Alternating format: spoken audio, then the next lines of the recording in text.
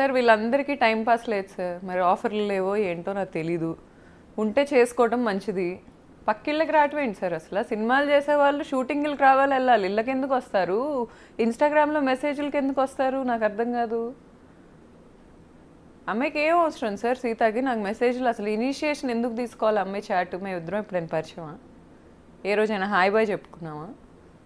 Teaser launch చేసుకున్నాడు ఈ అబ్బాయి. నన్ను నా కొడుకుని అవాయిడ్ చేశారు. వాళ్ళ ఫ్యామిలీ చేసుకున్నారు, సీతాన్ని పిలిచారు, అందరిని పిలిచారు.